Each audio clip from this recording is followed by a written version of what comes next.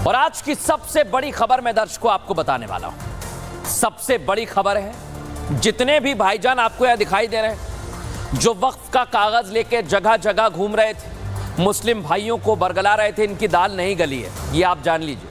और ये किसके सहारे आ गए? ये अब हिंदुओं के सहारे आ गए। लेकिन मुस्लिम भाई जब नहीं बरगला पाए ये लोग, तो हिंदुओं के सहारे क्यों आए हैं? आइए जरा मैं आपको बताता हूं। वक्फ कानून 1995 में संशोधन का मुद्दा क्या उठा? भाईजान एक नए एजेंडे को अंजाम देने के लिए जुट गए हैं दर्शकों। साजिश में ऐसे जुटे हुए हैं कि मानो सब कुछ झोंक देंगे। कुछ मुस्लिम भाईजान को वक्फ कानून में संशोधन की बात गले ही नहीं उतरी, तो उन्होंने वक्फ संशोधन बिल के खिलाफ देश में एक बड़ी फौज खड़ी करने का पूरा प्लान तैयार कर लिया। और इस साजिश को जमीनी हकीकत पर उतारने के लिए बड़ी संख्या में मुस्लिम भाईजानों की जरूरत थी। इसके लिए एक से बढ़कर एक भड़काऊ बयान दिए गए। सोशल मीडिया पर आपको पता है क्यूआर कोड का सहारा लिया गया, कई तरह के वीडियो भी सर्कुलेट किए गए। लेकिन तमाम कोशिशों के बाद भड़काऊ भाईजान का यह प्लान कामयाब नहीं हो पाया। और इस लिस्ट में सबसे ऊपर नाम किसका है? AIMIM चीफ असद उद्दीन ओवैसी, जिन्होंने पहले ही दिन मुस्लिम भाइयों के सामने सरकार की ऐसी तस्वीर रखी मानो जैसे उनका सब कुछ छीनने वाला। बाकी मौलाना क्या कहना है ये आपको बताऊंगा, लेकिन पहले सुनिए कि असद उद्दीन ओवैसी क्यों अब हिंदुओं के सहारे आ रहे हैं। सुनिए जरा उनकी टीज क्या थी पहले। ये वक्फ का मसला है, जो जायदाद अल्लाह के नाम पर है। तुम और हम क्या जवाब देंगे हशर के मैदान में? उस अल्लाह के सामने हम क्या बोलेंगे कि परवरदिगार, जो हम तेरे नाम पे चीज थी उसको नहीं बचा सके? क्या जवाब दोगे आप और हम? बताओ। सुन लिया दर्शकों आपने, लेकिन यह भी कामयाब नहीं हो पाए, इसलिए अब हिंदुओं के सहारे आ गए। यह आपको आगे बताऊंगा, लेकिन पहले देखिए कौन कौन हैं वो मुस्लिम भाईजान जो वक्फ को लेकर देश भर में कोशिश कर रहे थे। देखिए इस रिपोर्ट में।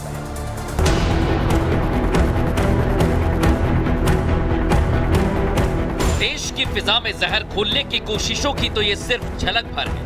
वक्फ के नाम पर देश में संग्राम छेड़ने का प्लान था, वो कामयाब नहीं हो पाया। भड़काऊ भाईजानों ने देश के अलग अलग कोनों से, अलग मंचों से वक्फ संशोधन बिल का विरोध किया और केंद्र सरकार के खिलाफ मुसलमानों में विद्रोह की चिंगारी फूंकने की पूरी कोशिश की। असद उद्दीन ओवैसी से लेकर मौलाना मोहिबुल्लाह नदवी और कुछ दूसरे बड़े बड़े मौलानाओं ने मुसलमानों को अल्लाह के नाम पर बरगलाने का पूरा एजेंडा सेट कर रखा था।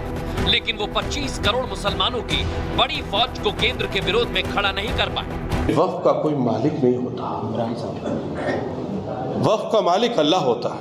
वक्फ से जो टकराएगा वो डायरेक्ट रब्बुल आलमीन से झगड़ा ले, उसमें ज्यादा फिगर की जरूरत नहीं है। किसी सरकार ने हमें जगह नहीं खरीद के दी। हुकूमत इसलिए इसमें दखल नहीं दे सकती क्योंकि जो करोड़ों संपत्तियां पूरी दुनिया में हैं या हमारे देश में जो वक्फ की संपत्तियां हैं वो किसी से भीख में हमने नहीं मांगी हैं। वो बड़ी बड़ी जायदादें मुसलमानों ने अपने अल्लाह के इश्क में, अपने रसूल के इश्क में उनको अपने रब के नाम पे वक्फ कर दिया। All India Muslim personal law board के अध्यक्ष खालिद सैफुल्लाह रहमानी तो मुसलमानों को बरगलाने के लिए ये सच कबूल कर गए कि वक्फ बोर्ड के पास ज्यादातर जमीनों के कागजात नहीं हैं। आप ही के शहर में सैकड़ों मस्जिदें हैं, क्या हर मस्जिद के लिए जो मुद्दतों से मस्जिद के तौर पर इस्तेमाल हो रही है, क्या कागजी सबूत मौजूद है? जो सैकड़ों कब्रिस्तान हैं, क्या आप उनके लिए दस्तावेजी सबूत फराहम कर सकते हैं? तो नतीजा ये होगा कि इन तमाम चीजों को गवर्नमेंट अपने कब्जे में लेने की कोशिश करेगी।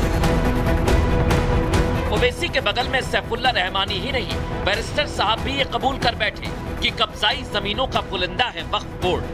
ये अगर कानून बन जाएगा, उत्तर प्रदेश में 1,21,000 वक्फ की प्रॉपर्टीज है, 1,12,000 के पास कागज ही नहीं है। वक्फ का यूजर खत्म हो गया तो जायदादें कौन लेगा? वो जायदादें कौन लेगा? बताओ। तुम्हारे पास लीगल उसके ऊपर इख्तियारी नहीं होगा, कोई भी घुस जाएगा। इन भड़काऊ भाईजानों का बरगलाना इन सब पर भारी पड़ गया। इन्होंने अपनी असलियत भी खुद ही कबूल कर ली। ऐसे में मुसलमानों का एक बड़ा धड़ा केंद्र के खिलाफ खड़ी की जा रही फौज से अलग हो गया और भाईजान अपने एजेंडे में फेल हो गए। दर्शकों, कई मुस्लिम भाई हैं जो हमें सुन रहे हैं, वो जब इनके साथ नहीं गए तो इन्होंने प्लान बदल लिया है, क्योंकि केंद्र सरकार के दृढ़ संकल्प और निश्चय के कारण ये भड़काऊ भाईजान जो कोशिश कर रहे थे वो पूरी नजर होती नहीं आई है। ऐसे में अपने प्लान को ये बेहद शातिर तरीके से बदलने की नई साजिश कर रहे हैं दर्शकों। और इस बार भाईजान के पास दूसरा कोई चारा नहीं बचा है। भाईजान हिंदू भाइयों की शरण में जाने का पूरा प्लान कर चुके हैं, पूरा विचार कर लिया है। भड़काऊ भाईजान ये समझ गए हैं कि हर मुसलमान को वो अपनी इस जिहादी साजिश में अपने साथ खड़ा नहीं कर सकते हैं, क्योंकि इतना आसान नहीं है, मुस्लिम समझदार हो गए, इसलिए अब वो हिंदुओं का सहारा ले रहे हैं। क्यों मैं कह रहा हूं? यह है मौलाना कल्बे जव्वाद, जिनकी तस्वीर मैं आपको दिखा रहा हूं। कल्बे जव्वाद ने हिंदुओं को हाथ पकड़कर अब अपनी मनमानी करने का पूरा प्लान तैयार कर लिया है, और उनकी यह साजिश उनके इस बयान से झलकती है जो मैं आपको सुनवा रहा हूं। सुनिए जरा। कि ये तो सिर्फ शुरुआत है, वरना उनकी नजरें मंदिरों पर भी हैं। जो आज खुश हो रहे हैं वो खुश ना हो, क्योंकि दूसरा नंबर मंदिरों का है। दूसरा नंबर क्योंकि 1000 करोड़ 1000 टन सोना जो है मंदिरों में, 1000 टन सोना मंदिरों के अंदर है। 1000 टन सोना, इस पर नजरें हैं हुकूमत की, इस पर नजरें हैं। लिहाजा आज जो खुश हो रहे हैं, जब उसके बाद वो प्रोटेस्ट करेंगे तो कहेंगे तो प्रोटेस्ट क्यों करें, तो भी तो खुश हो रहे थे। लिहाजा हमारे दूसरे भाई खुश ना हो इसके ऊपर, बल्कि वो हमारा साथ दें, क्योंकि दूसरा नंबर उन्हीं का है। ये धोखा दिया जा रहा है, उनको धोखा दिया जा रहा है। सुना आपने? वो कह रहे हैं कि मंदिरों पर कब्जा हो जाएगा। सोचिए अब इस तरह की बातें क्यों की जा रही हैं। इसलिए आज कुछ सवाल भी खड़े हो रहे हैं दर्शक। आप खुद बताइए कि इसे आप क्या कहेंगे? हिंदुओं को बरगलाने की ये कोशिश है, या फिर भाईजान अब हिंदू भाइयों के सहारे ही हैं? यह मैं क्यों कह रहा हूं दर्शक, इनका प्लान समझिए। हिंदुओं को बरगलाने की कोशिश है। क्यों ऐसी बात मैंने कही? क्योंकि इसके पीछे दो एंगल सामने आए। पहला मैं आपके सामने रख चुका हूं। भाईजान अब केंद्र सरकार के सामने सरेंडर कर चुके हैं, ऐसा लग रहा है।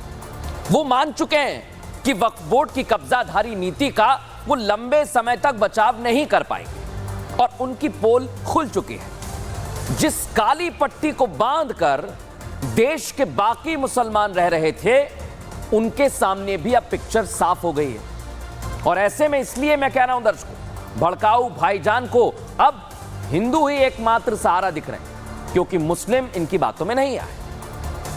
लेकिन मौलाना कल्बे जव्वाद के बयान का एक और एंगल है, वो भी आपके सामने रख दिया हमने। ये कहता है कि भड़काने का एजेंडा अब मुसलमानों से शिफ्ट होकर हिंदुओं तक जा रहा है। समझिए इसे आप, क्योंकि कट्टरपंथी सोच के ये मौलाना हिंदुओं को भड़का रहे हैं और उस रास्ते पर आगे बढ़ गए हैं। वो उन्हें भड़का रहे हैं। क्यों भड़का रहे हैं? क्योंकि वक्फ की जमीनों के बाद अब अगला नंबर मंदिरों का होगा, इस तरह की बातें कह रहे हैं। वो हिंदुओं की धार्मिक भावनाओं से खिलवाड़ कर केंद्र से अपनी बात मनवाने का एजेंडा चला रहे हैं। इसे आप समझिए दर्शकों। और आप ये भी सोचिए कि अब भड़काने का स्तर किस कदर बढ़ गया है, क्योंकि वक्फ बोर्ड के पास जो जमीन है उन्हें चंदे में बोर्ड को दिया जाता है। लोगों की भावनाएं जुड़ी होती हैं इससे। लेकिन अब आपको सच्चाई से मैं वाकिफ कराने वाला हूं कि इन जमीनों का आखिर किया क्या जाता है, कैसे इन जमीनों को अपने निजी फायदे के लिए इस्तेमाल में लिया जा रहा है दर्शकों। और इस बात को कौन कह रहा है? ऑल इंडिया मुस्लिम जमात के अध्यक्ष मौलाना मुफ्ती शहाबुद्दीन रजवी ये कह रहे हैं। और वक्फ बोर्ड के दावों की कैसे ये खुद पोल खोल रहे हैं, वो आपको सुनवाता हूं। वक्फ हमारे बुजुर्गों ने जिस मकसद के लिए किया था कि इससे गरीब और कमजोर लाचार मुसलमानों की आमदनी से मदद की जाएगी। जो लोग वक्फ भूमाफिया बने हैं या वक्फ बोर्डों से साठ गांठ करके वक्फ की जमीनों को कौड़ियों में लेकर के वहां पर शॉपिंग कॉम्प्लेक्स खड़ा कर करके करोड़ों रुपया कमा रहे हैं, डर और खौफ उनको है। या वो लोग विरोध कर रहे हैं जिन्होंने आलीशान बिल्डिंगें बना ली हैं और ये कानून आने के बाद ये बिल्डिंग उनसे छीन ली जाएगी।